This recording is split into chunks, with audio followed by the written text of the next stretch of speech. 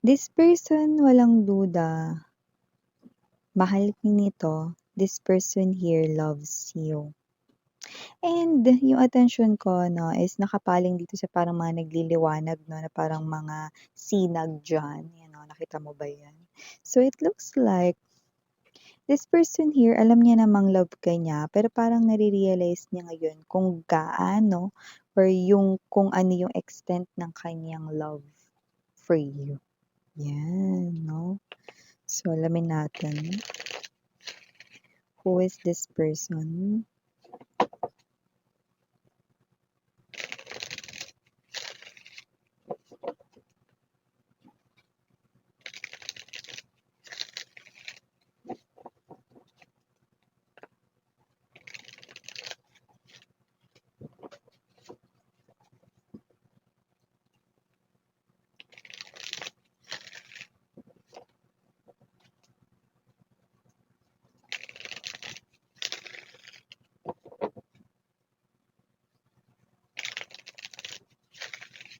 Okay, so let's go ahead and check this other informations right here related to this reading of yours.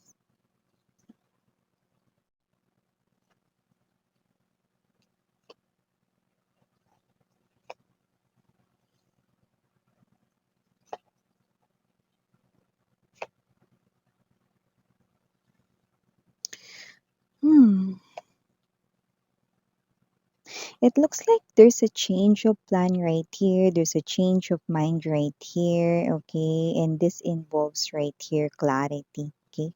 And also, I'm picking up no, yung pinaka-strong word din na nakukuha ko rito is happiness. Someone here could be putting some kind of priority to someone's happiness. It could be your happiness right here. Let me check. Ten of Swords right in here. Oh, okay. Five of coins right in here, 10 of wands. Yeah, you're hearing that song. There are some things that I guess I never know.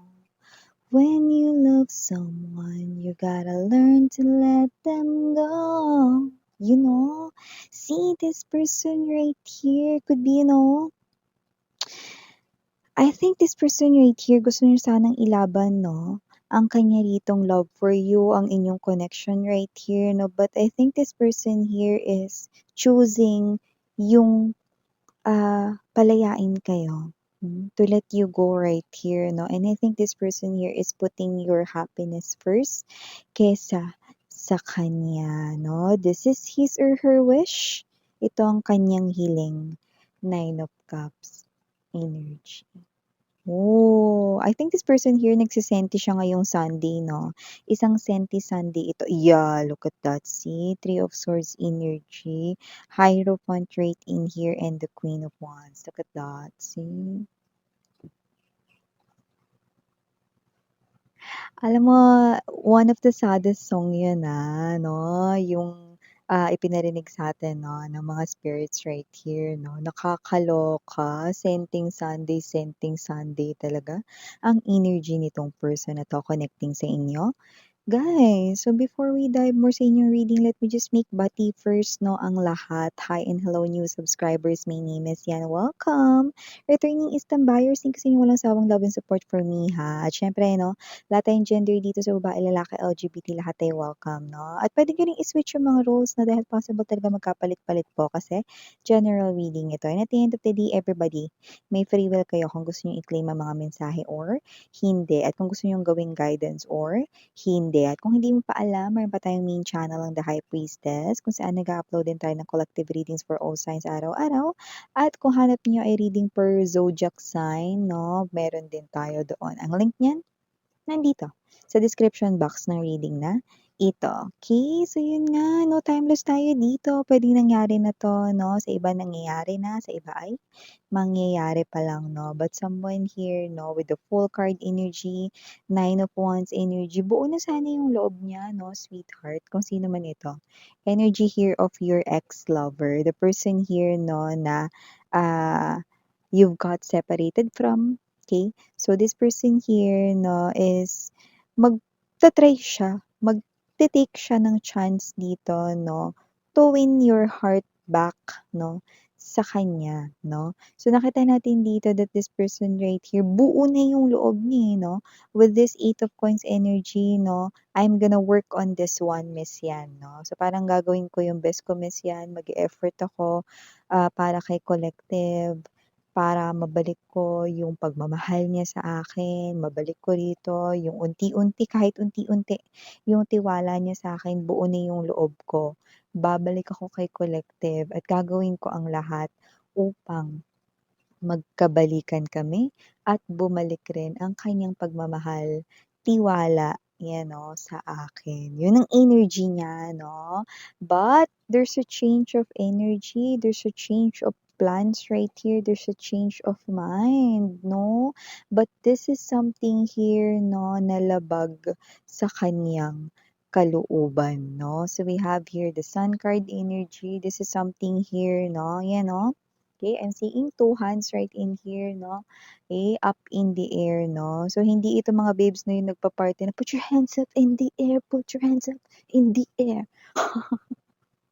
Hindi ganun yung energy niya, no? So, kung sino man tong energy na to, no, with the Sun card energy, this person right here, no, is giving up on you. Yun 'no, gini-give up niya na kayo rito, labag ito sa kanyang loob. Teka lang Miss Yan, kanina kakasabi mo lang, eh, buo na yung loob niya Miss Yan, eh. Nai-win back ang aking tiwala, ang aking love, ang aking heart once again. Yes! Eh, so, kung sino man 'tong tao na 'to 'no, with that particular lyric song 'no, "There are some things that I guess I never know." So, may mga bagay na hindi siya alam or nalaman 'no, during your separation. So, nakakita ko rito 'no, ng energy 'no, na, ah maaaring nagbalik itong tao na 'to 'no, pero meron na kayong ka-connect, may minamahal na kayong iba. Ito, may marriage rito, possible na, maaaring meron na kayong boyfriend, girlfriend ngayon, meron na kayong bagong minamahal, may new love na kayo 'pag nangyari 'to, in other words 'no. So, meron na kayo ritong new person sa inyong life 'no, at gusto niyo ng makasama yung bagong tao na yun 'no, sa inyong, panghabang buhay or forever 'no. So, nakita niya, okay, that you are happy with this person, 'no? So, nakita niya 'yon, 'no? Masakit 'yun para sa kanya mga babes, 'no? Pero nakita niya kung gaano ka-genuine or kung gaano katotoo yung mga ngiti mo, 'no? So, gano'ng klase ng energy, 'no? Nakita ko dito na kung sino man 'tong person na 'to, nasasaktan siya. Ten of Swords energy, 'no? Na nagsisimula kayo ulit, 'no? Na sa isang bagong pag-ibig 'no. Pero dahil nakita niya kung gaano kayo kasaya and like what I've said earlier 'no, the word happiness is very, kitang-kita 'no, dito sa inyong reading umpisa pa lamang, it is because this person here uunahin niya yung happiness mo, okay. So, nakita ko rito na ikaw yung magpapasaya sa taong ito, sa iyong ex-lover kung babalik ka sa buhay niya 'no, pero mas inuuna niya yung iyong kasiyahan dito.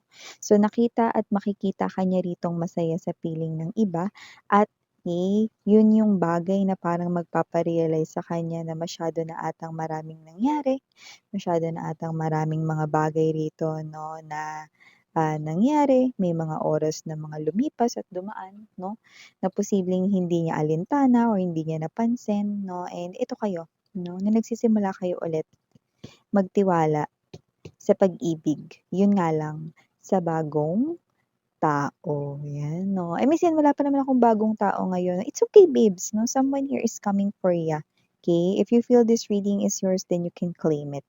So, nakita natin dito 'no, na okay, this person, okay, ile-let go ka niya, 'di ba? When you love someone, you gotta learn to let them yes.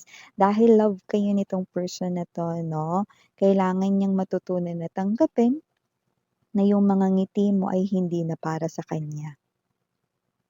Na yung mga yakap, halik, lahat ay hindi na para sa kanya, at kung talagang mahal ka niya, kailangan ka niyang palayain upang maging tunay na masaya. At yun nga yung bagay dito na nakikita ko mga babes 'no, na gagawin niya. Five of Coins energy, Ten of Wands 'no, kahit na sobrang lungkot pa nitong tanggapin 'no, kailangan niya ritong lumisan 'no, at magpakalayo-layo ng tuluyan sa'yo 'no, upang hindi na magdulot dito ng anumang confusion or kalituhan sa iyong side 'no, at upang susubukan niya din 'no, na unti-unting tanggapin, Five of Coins, Ace of Coins 'no, ang katotohanan, the Sun card energy 'no, na kayo ay matagal ng tapos at nagmamahal na ng bago. Yan. So at the bottom of the deck, as you can see, Three of Swords energy, Hierophant right in here, Queen of Wands. You know what that means? This is you, the Queen of Wands energy, and this is your new person's energy, the Hierophant, no? Both of you are laughing, happy together, no? Okay? So nakikita ko dito, no? Full of passion ang inyong pagmamahalan ng bago. So, nakikita natin dito, no, na this ex of yours, no, ay mas pinipili rito na tanggapin, no, na i-let go na lamang kayo, no. Okay, parang, pinipili niya rito, no, na maging masaya kayo sa piling ng iba kahit nang ibig sabihin nito, no, ay maaari at posible siya ritong maging malungkot habang buhay. Oh. Yeah, I can feel the pain, no? So if you're gonna ask me if this person here is nagda-drama-drama lang, no? No, it's not. This person here is really sad. Okay? And I think this person right here, no, alam mo yung energy na parang excited ka, no? Alam mo yung energy na example, bata, no? Excited ang isang bata na pumunta sa isang field trip or mag-outing, no? And then biglang sasabihin 'no, ng teacher, "Ay hindi tayo matutuloy ngayon kasi may ano pala, hindi maganda yung panahon." 'Di ba? So, what does the child 'no, mararamdaman, 'di ba? Iiyak siya, excited pa man din siya 'no, and then canceled pala, postponed pala, 'di ba? So, gano'n yung nafi-feel nito kasi excited na sana siya rito mag-take ng chance, mag-take ng risk to win you back. Excited rin siya to see your face, 'no? Mabanaag ulit rito yung inyo ritong mukha, 'no? And boom, this person right here, parang nadudurog ng maliit-maliit na mga piraso, 'no? Yung kanya ritong puso 'no, habang nakikita kayo ritong masaya sa piling ng iba. Oh, I know, but this person here is someone who's choosing this pathway, no? Kung itutuloy niya pa ba 'to or hindi, no? A, itutuloy niya pa ba ang pagpu-push sa inyong koneksyon kahit nakikita niya na kayong happy sa iba? Or B, ile-let go niya na kayo dahil nakikita niya kayong masaya na sa iba at hindi na kayo muling guguluhin pa? Well, walang duda, it's letter B. This person here is choosing to let you go because this person here loves you so much that eh, kailangan niya kayo ditong palayain na para maging happy kayo kahit nang ibig sabihin nito ay posible pa rin daw siyang maging malungkot habang buhay. Ay, yeah, for the initials, yes, we do have right here. Can we start? Okay. We have here the letter A. We also have here S. Andito rin letter C. Andito rin ang letter E. Andito rin po ang letter P. We also have here the number 1. Yes, no? Could be birth date, special numbers ninyo, no? Or might be, magiging special number for you guys. Also have here the letter Q. Yan. So, ito yung mga messages right here for you guys. Thank you so much again in your Yana on me. Sarang Hill, love and light. And you.